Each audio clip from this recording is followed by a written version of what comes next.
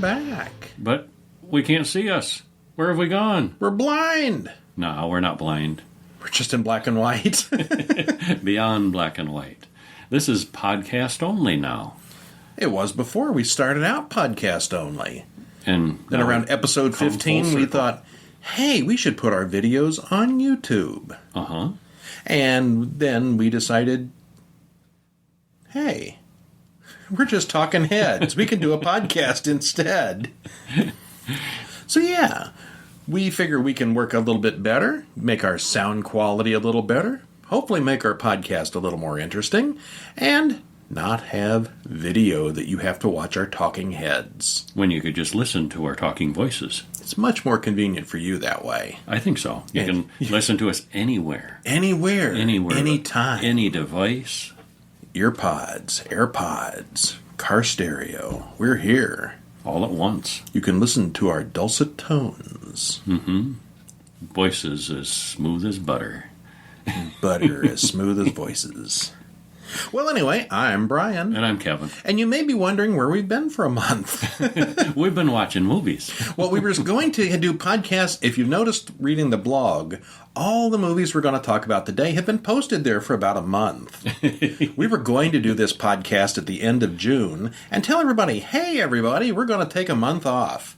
And then one thing got to another, and we just kind of took the month off without telling anybody. Surprise! We're back now. Yeah.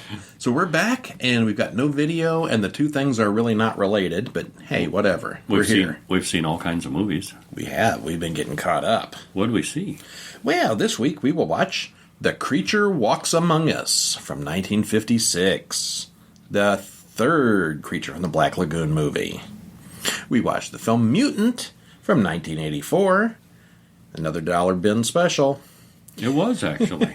That's where I got that DVD copy. Oh, okay. Was out of the dollar bin. And it was worth it. That's where VHS came from, too. That's another movie coming up. Yeah, we'll talk about that in a couple weeks. Yeah, but hey, a dollar bin, the dollar store is actually amazing for... you go there around Halloween, you can get all kinds of fun stuff. I have bony little hands that I still wave around sometimes. Dollar DVDs. The dollar store is not to be mocked. We've gotten collections of horror movies and sci-fi movies and things like that for $1 even. Yeah. It's pretty. You can't go wrong if you can get 12 or 20 movies for $1. Well, even if they're awful, you got one good one that's worthwhile. Some of those are pretty bad, though. Some of them we've watched have been pretty bad. Yeah. I'm not going to say if Mutant is one or not. You're going to have to listen and find out. But then we watched the Hammer film, Hands of the Ripper, from 1971. And that's one I don't remember ever seeing before. I never had. No. I liked it, but it was all right. This was a first-timer for me. Yeah. And the big 2011 hit, Attack the Block. We've also got a short film for you later on. Yeah. Called Asking for a Friend. All right. You ready? I'm ready. Here we go. The Creature Walks Among Us from 1956. The third film in the... this is one of those ones, it kind of proves the rule. The first one is always the best film. The second one is, it's okay. And the third film, it's time to retire this property. Well, the third film, they really stepped it up with the underwater filming. The underwater scenes, I thought, were substantially better. In the third better one? Filmed, yes, in the third one. They got better at the special effects, and so that aspect. Technically, it got better, and story-wise, I thought it got worse. I think the reason the underwater effects got better is because they filmed it all in somebody's swimming pool instead of trying to do it out in a real lake or a real river. A lot of it looked much less realistic, but it was much clearer. Yeah, yes. You could actually see what was going on a lot better, and there was more underwater action. Yeah. So you liked it? Well, I liked some aspects of it. Okay, all right. Overall, I'd say no. It was probably the least favorite. Yeah, me too. Yeah. Not terrible, not awful, but definitely the least of the three. Mm-hmm. All right, well, anyway, it was directed by John Sherwood, written by Arthur A. Ross, stars Jeff Morrow, Rex Reason, and Leigh Snowden. 1 hour, 18 minutes, and we are still in the land of black and white here. Is it pronounced Lee Snowden or Leigh Snowden? I don't know. I haven't asked her. I always thought it was Lee. Could be. She looked mighty fine in this movie, I have to say. She did? Yeah.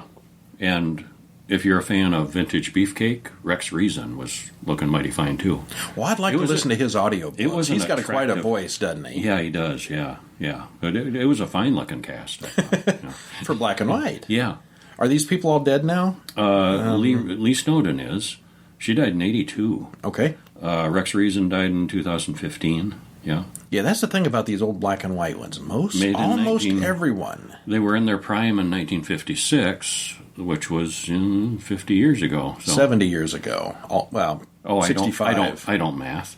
But yeah. If they were 20 then, they're in their upper 80s They were now. young and beautiful then, and now if they're alive, they're ancient. Yeah. Yeah, generally with all these old Universal type things, unless they were a child actor, they're long gone. Mm-hmm.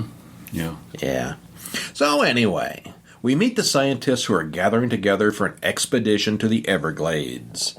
They're going after the creature. And again, it's the creature. Like he's, I guess his parents had him, and then his parents died, and there were no others, and no siblings, and the last of his race. And there's no reason to think that whatsoever. A continuous theme throughout this series, but animals don't come to being in a vacuum. King Kong, no one ever suggested there was a Queen Kong. Yeah, he was one of a kind. Parents Kong, But Kong is big enough, he's one of a kind.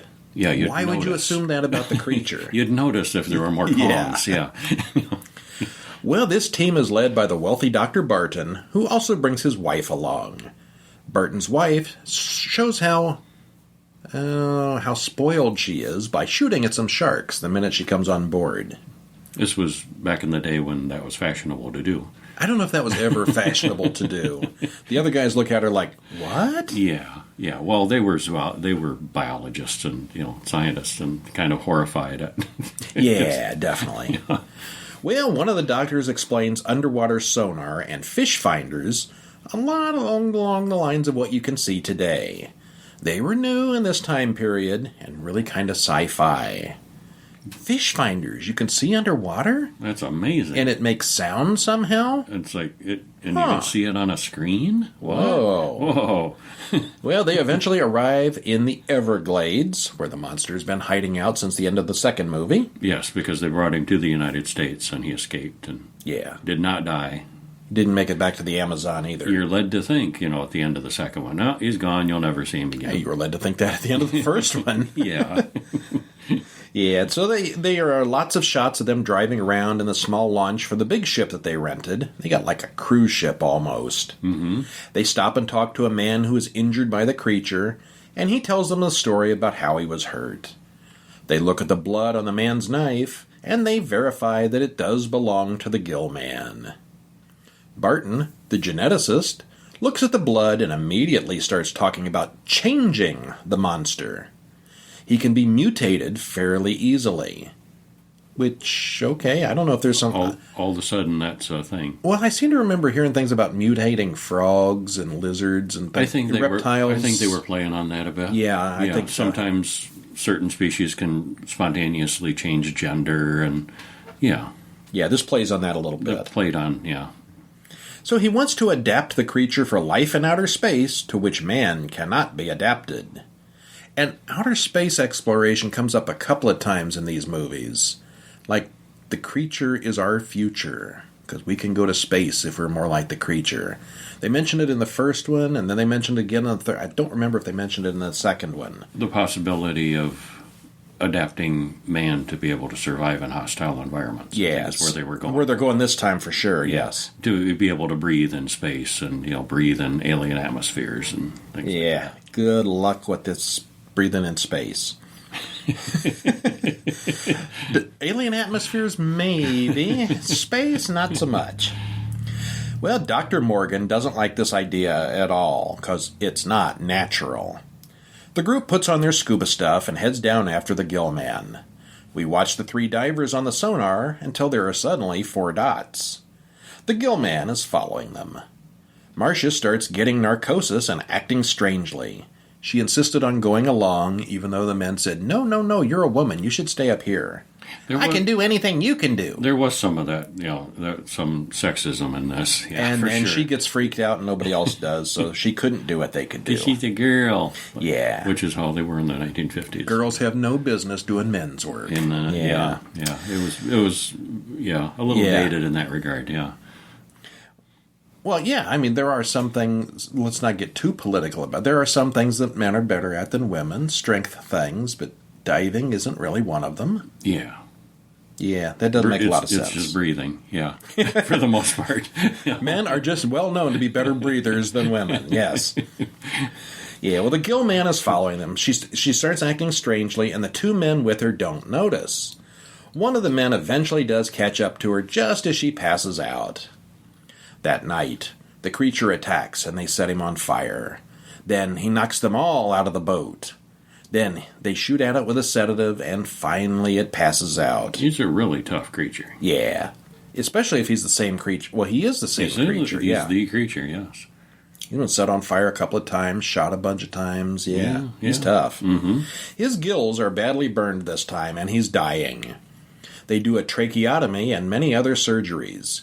He might even be brain damaged from lack of oxygen. But now he can live on land. Maybe not so much in the water. We don't know yet. Marcia wants to know what's happening, but she finds herself all shut out from everything. No one will talk to her. There's trouble brewing between Marcia and her husband. Yeah, there's drama going on, romance drama. Drama. The scientists cut open the bandages and find that the gill man's formerly webbed fingers now look more like human hands. His scales have been burned away, and human-like skin lies beneath. They decide to make him wear clothes.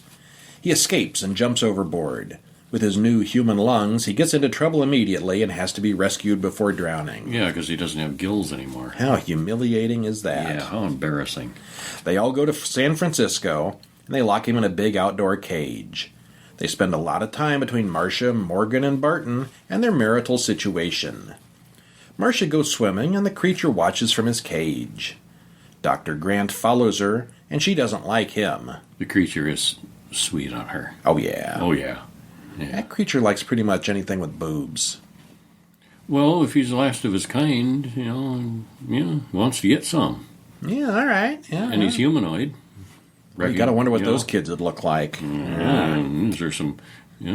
compatible? I don't know. Well, there's a whole other series you could do. See, he had a human mother and a who knows what for a father there. So, he's a half-breed himself, maybe. Oh. Yeah, that's why he is one of a kind. I hadn't thought of that. That's why he's got such human skin in this one. Ooh, we got a plot going here for number 4. All right. Well, a wildcat comes onto the property, and the creature watches it climb a tree.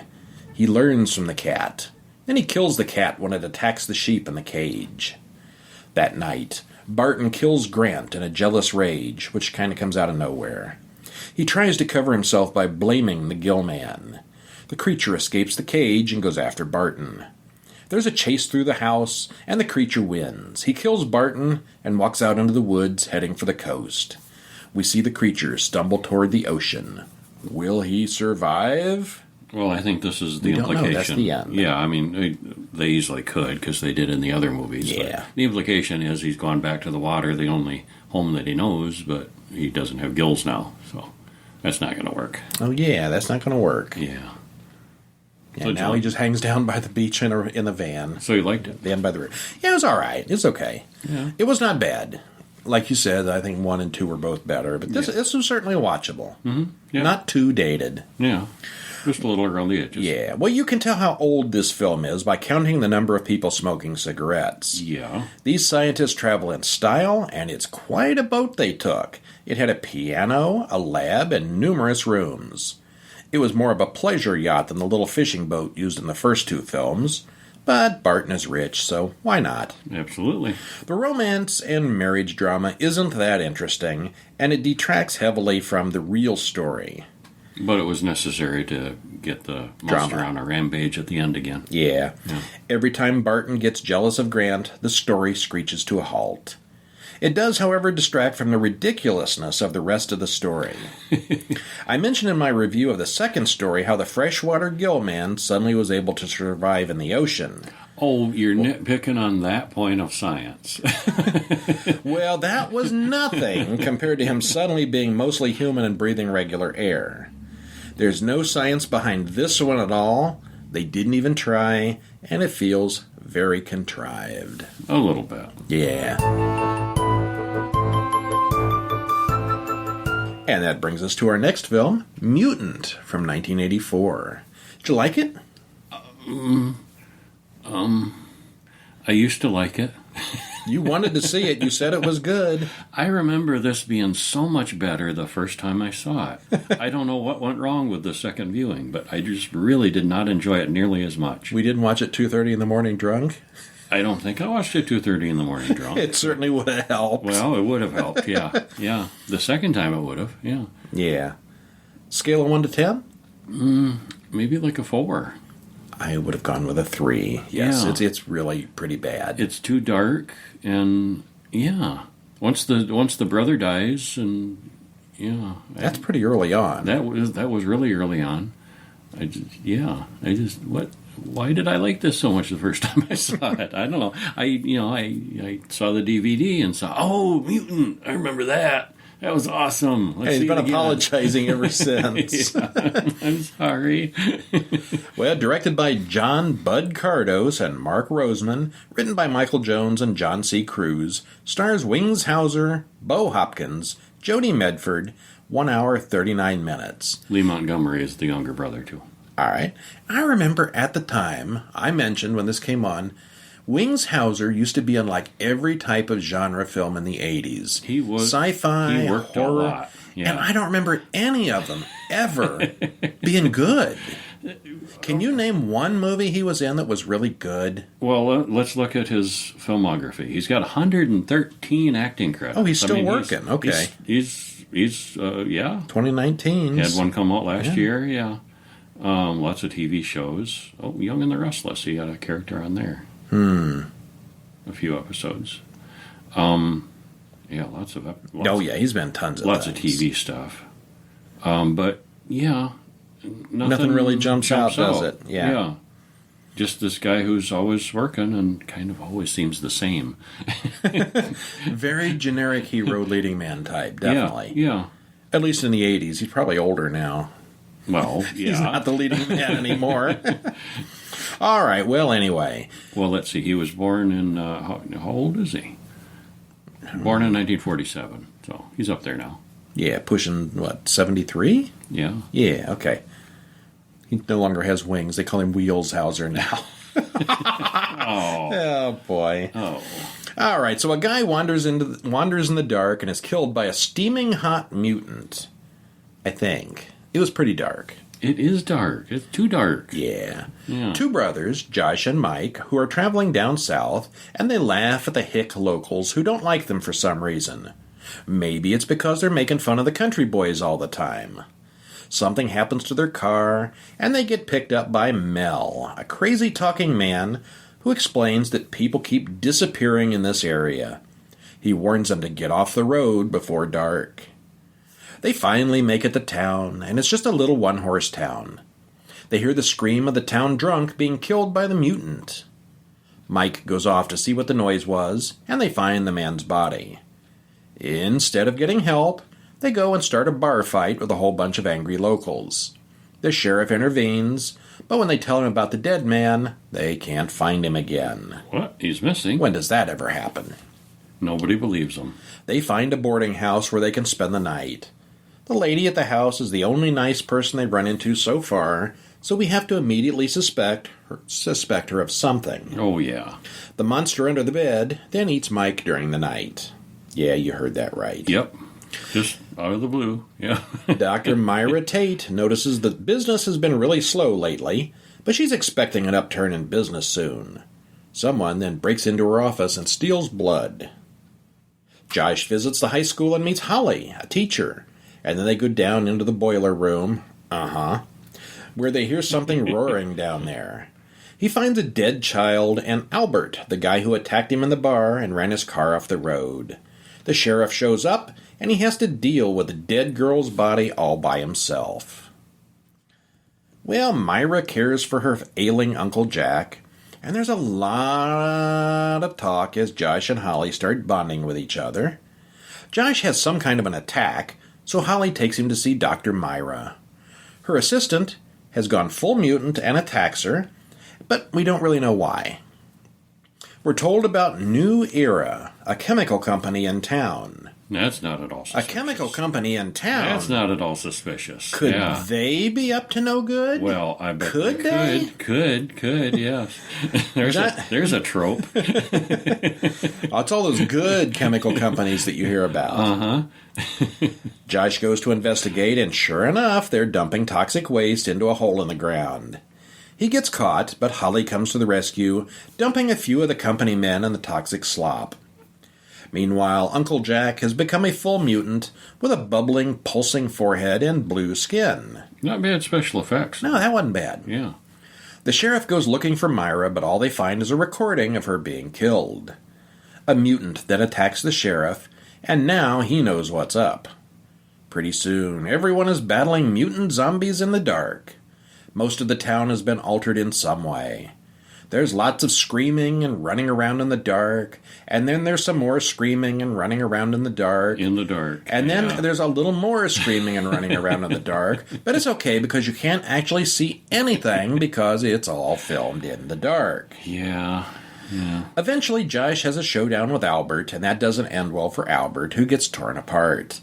Soon after, the police show up to save the day. In the dark. We hear over the radio that New Era has big plans for international expansion. Alright. Yeah. Well, it's dated, sexist, northernist, anti-small townist, and I'd say it was racist too, but there wasn't a single non-white person in the film. Oh wait, that is racist too. I'd say it was dated, but I really doubt that it was good even when it was new. The zombie makeup is pretty good, but otherwise this is just about as 80s as a low-budget film can get. Josh is such a jackass in the first few scenes that I never did like him enough to get invested in his character. Wingshauser was in dozens of genre films in the 80s, and I can't say that any of them were memorable or particularly good. He's just one of those faceless people who kept getting work for some unknown reason. And all the creatures here are basically zombies that seem to burn things they touch, or make some smoke for some reason. I think you've summed it up rather well. It was dark. It was dark. It was dark. It was okay. Yeah. It was dark. Yeah. It was a dark and stormy night, except it wasn't stormy. Really stormy. No, just a dark night. Yeah. And then we saw a short film. And we were entertained. We did. What was it? Asking for a Friend. From this year, a new one. Directed by Kelsey Bollig, written by Kelsey also. Stars Jacqueline Bell, Clifton Adams, and Kelsey Bollig. Runtime's 23 minutes, 52 seconds, so it's a long one. You can take a link. There's a link in the show notes, which will take you to the site where you can watch it. And my favorite quote from the movie is, "This is what Chicken McNuggets look like before they're breaded." Yeah. Did you like it? It's a dark comedy, yes. I did too, yeah. It was good, yeah. Yeah. Better than I was expecting. Mm-hmm. Yeah, very entertaining. A lot of humor, a lot of dark humor, a lot of ew moments. Yeah, that's the best part. Yeah. Yeah. Blake, a girl, walks home. Her roommate's having a party at her house, and she arrives home to find that the party is already going on downstairs, and her roommate, whose name is Q, is upstairs standing over a dead body with no explanation. They both freak out for a bit. The blood may have dripped through the floor into Kevin's apartment downstairs, so Blake decides to go downstairs and see how much evidence has run through the floor. Before she makes it halfway there, Kevin slips some kind of drug into her mouth and she swallows it by accident. Join the party! Something good. Kevin, who lives in the apartment below them, thinks they spilled some paint through the floor. The party's expanded into his place, and their friends are dancing in the dripping blood, completely unaware of what it is. And it only gets weirder from there. No more spoilers. No more. Well, it's well shot and acted. The editing is very entertaining, and it's pretty funny throughout. The gore shots are really realistic and get the appropriate reaction from the actors. A lot of the humor comes from the interesting editing, where someone says something and then we cut to exactly the opposite thing happening. These girls are not having a good weekend. It's not a good party, no. Yeah. It's pretty long for a short film, but the quality is good enough that I'm kind of surprised this wasn't included in one of the many anthology TV shows out there. Mm-hmm. It's too long to be a 5-minute short, but at 20 to 25 minutes, that seems like it's just the right kind of thing to go into, Creep Show or something like that. Very much so, yeah, and it was that good a quality. Oh, yeah, it's totally professionally done, and it would be right at home in Creep Show or one of those other Shudder kind of things. Yeah, it was very good. Yeah. I hope they move. I hope she goes on to do a lot more stuff. Yeah, definitely. Yeah. Speaking of some people that went on to do a lot more stuff, we have our Hammer film for the week. And people who did a lot more stuff. Yeah, it's all the same people every week. Prodigious, yes. Except this one doesn't have anybody in it that we've seen before. Well, not the big names. No. Yeah. Hands of the Ripper from 1971. Did you like it? I did. I did too. Yeah. I'm surprised we don't see this one more often.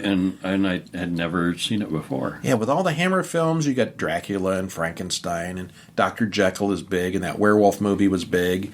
This one, I don't remember at all. Yeah. If I've seen it, it was maybe once long ago. Maybe I saw it when it came out, but I was, 6, so don't remember it. Wow. It's entirely possible I saw it when it came out. Did you see a lot of these British Hammer films when you were little? Yes. They were American released, like when you were able to see them. Drive-in movie theaters, yeah. Oh, well, yeah. Okay. Drive-in movies. All right. Yeah. All right. Directed by Peter Sesti. Written by Louis Davidson, Edward Spencer Shue. Stars Eric Porter, Angarad Reese, and Jane Mirro. Hour and 25. Link in the show notes if you want to pick up your copy. And a crowd spots Jack the Ripper and chases him through the London streets. He hurries home to his wife and child. She spots blood on his hands, so he stabs her to death while the baby daughter, Anna, watches. Credits roll, and many years pass. We then see Mr. Pritchard visiting Mrs. Golden, who scams people with fake seances. Pritchard's son, Michael, is then off to his stag party. He is going to be married next week. Mrs. Golden is assisted by her granddaughter, who does the voices for the seance and turns tricks for the old lady in the off hours. The girl is the grown-up Anna. Aha. Who has been deeply affected by what she witnessed. She's a loon, as or they said in the genetic? 1800s. Oh. Well, some of each. Maybe. Or is she? Yeah. Or is she possessed? Yeah. Yes. Mr. Dysart hires her for those services, but she goes into some kind of coma when he gives her a shiny, sparkly piece of jewelry. Someone grabs the fireplace poker and stabs the old woman. Mr. Pritchard hears the scream and rushes in, passing Dysart on the way out. Anna is still catatonic. So, was it Dysart? Was it Anna? Yeah, someone killed her. Someone killed her. Dr. Pritchard testifies for the police the next day while Michael picks up his fiancée Laura at the station, who we quickly learn is blind. Pritchard takes responsibility for Anna as he started to read up on the new idea of psychology. This wacky new stuff by this Mr. Freud fellow. He's read all the books by that man Freud, and he wants to see how it all works. That's the way you do it, isn't it? You want to learn about psychology? You read some books and just experiment on a lunatic. Start doing it, yeah. She takes him home with her. Pritchard, it's like plumbing. Read up on it and just dive right in. Do-it-yourself psychiatry. Yeah. Pritchard introduces Anna to Michael and Laura, who are all going to be staying there together in the house for a while. Pritchard meets with Dysart. Either Dysart or Anna killed Mrs. Golden, and Dysart accuses her. She was possessed. So it wasn't really her. Well, or we'll was see. It? Yeah. Pritchard doesn't doubt that she did it, but he doesn't believe that she was possessed. He explains about schizophrenia. So she's crazy, maybe. There's a lot of unanswered questions initially. Yes. You do wonder what's going on, and I thought they were very skillful about doing that and the editing. We don't see anything. We don't know for a fact that she did it. Yeah.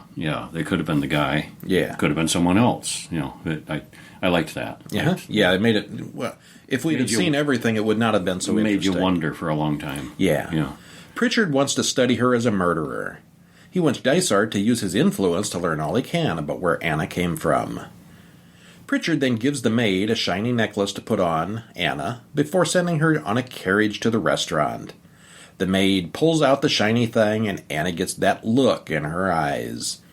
Anna then breaks a mirror and cuts the maid's throat with it. And we know that this is her this time. And there we know that Anna is definitely doing it. But is she crazy? Is she possessed? Is she... We still don't see her do it, but there's no doubt that it was her. But there's no doubt she was the one in the room. Yeah. Yeah. Pritchard returns home and finds a mess to clean up, but he handles things. Not long after, he starts psychoanalyzing Anna under hypnosis. She sneaks out at night and befriends a streetwalker. They all go inside, and Anna does her thing while Pritchard searches for her all over town. Pritchard tells Anna that it's all just a dream. He takes her to a psychic reader at Dysart's suggestion. She's wearing a monocle that hangs from a chain and swings back and forth. The woman reads her and describes what happened in the pre-credit scene.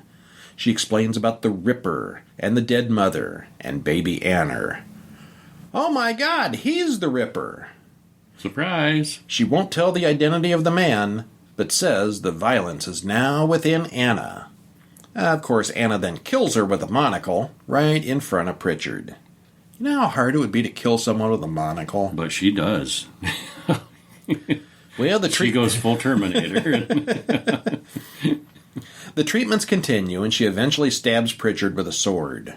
He manages to pull the sword out by himself, so he doesn't die. And that's a painful-looking scene. That was realistically painful-looking. Yeah. The way he gets stabbed and pulls it out and struggles. And, ow. It made me say, ow. It just looked painful.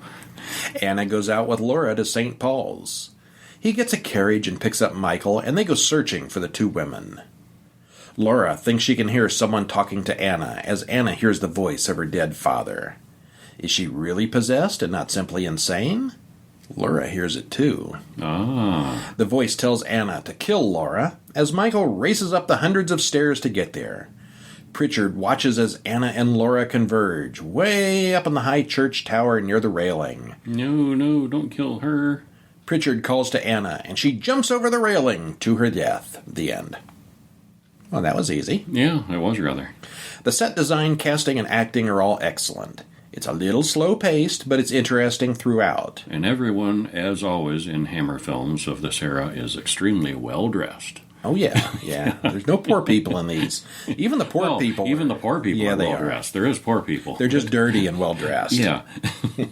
Yeah, it's all based on psychological ideas of the late 1800s, which were pretty nonsensical and unrealistic. I think it might have been better without the opening scene. Then we wouldn't know who Anna was until much later on, and the mystery would have worked better. Maybe, yeah. As it is, we know that she is the murderer, and we even understand why she does it. Because she's daughter of the Ripper. Yeah, it's genetic. It didn't end well for Anna.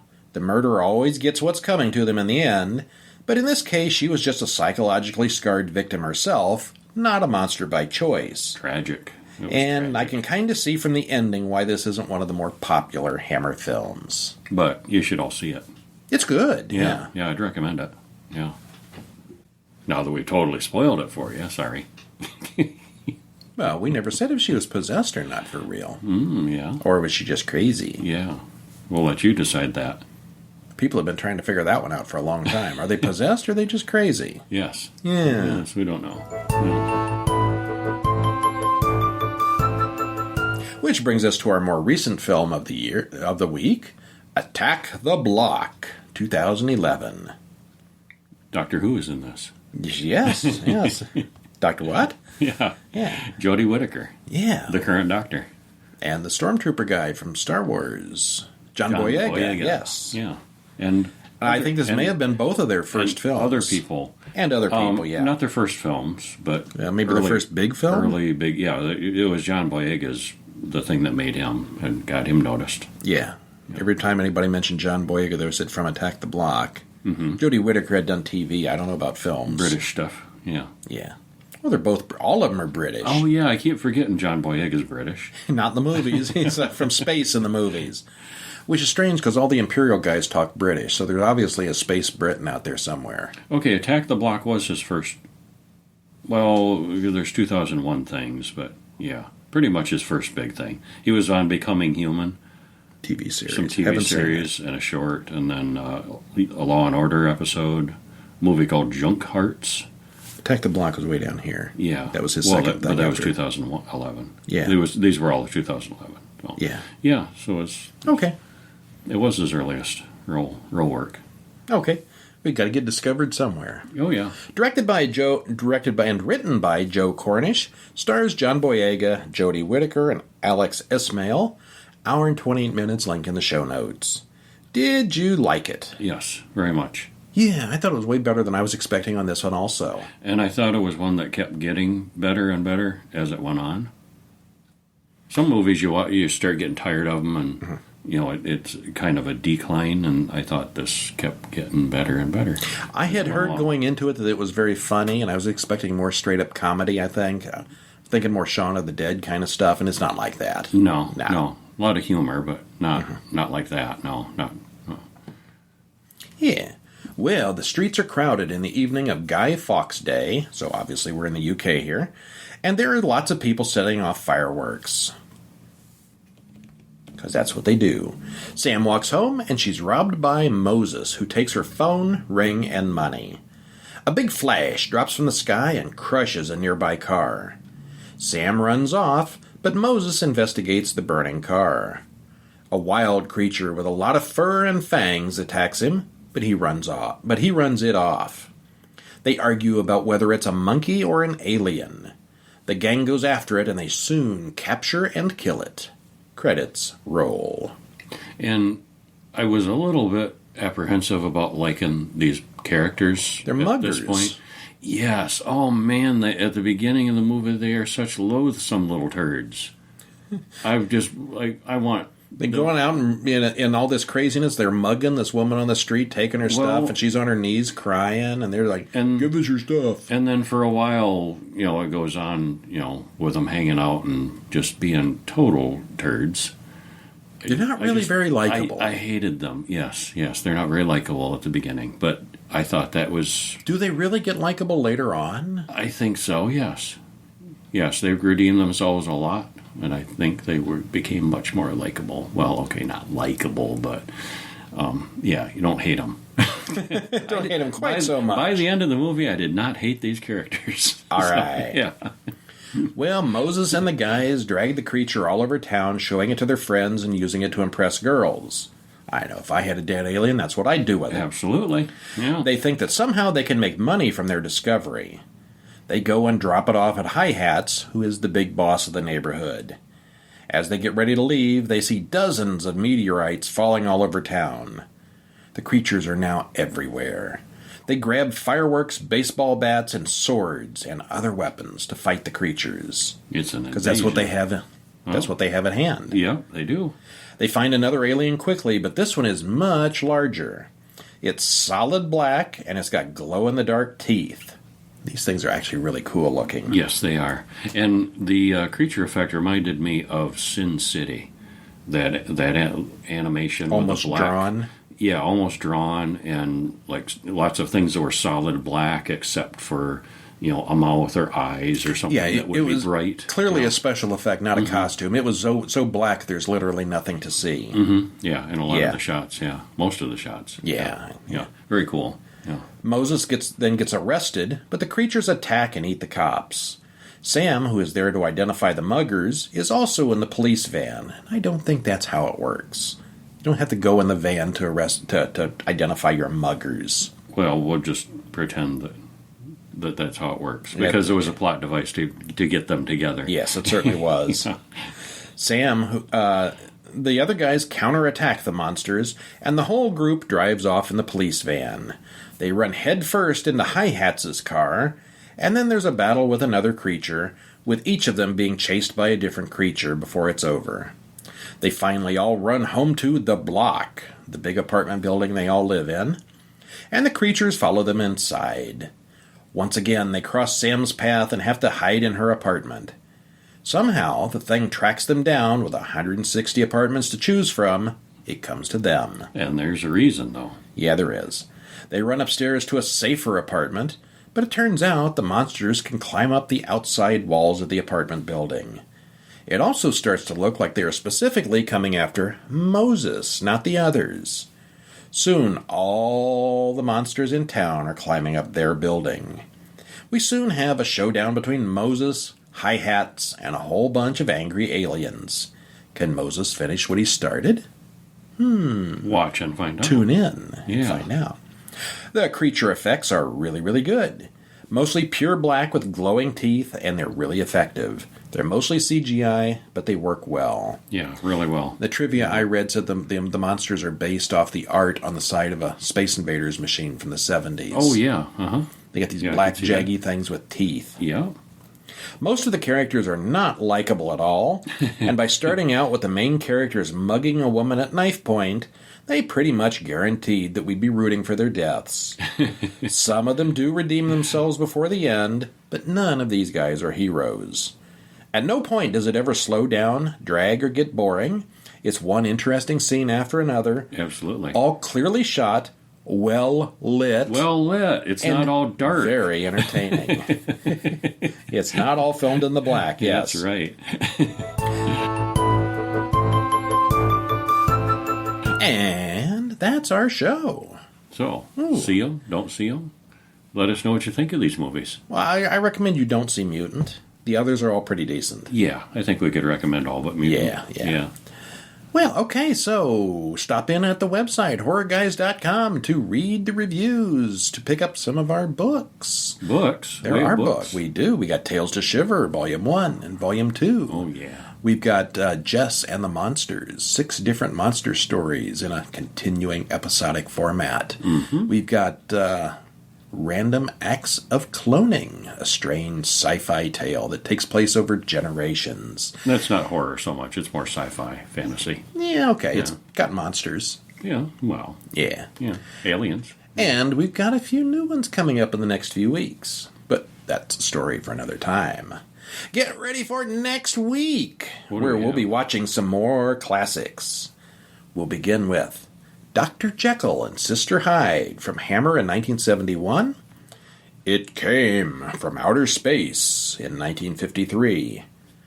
Brightburn from 2019. And the just-released film Legend of the Muse, released by the time you read this.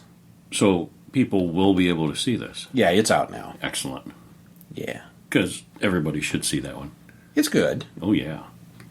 Well, we'll talk about more of that next week. When we will not see you, but we will hear you next week. And if you're not already subscribed to the podcast, do so, and we'll show up in your mailbox every weekend, like always. And, of course, if that doesn't work, go to horrorguys.com, sign up for our mailing list, where you will get one review in your box every day, 4 or 5 times a week. And that's it from me. Yep. See you next week. See you later. Bye. We're waving. We're Goodbye. waving. Goodbye.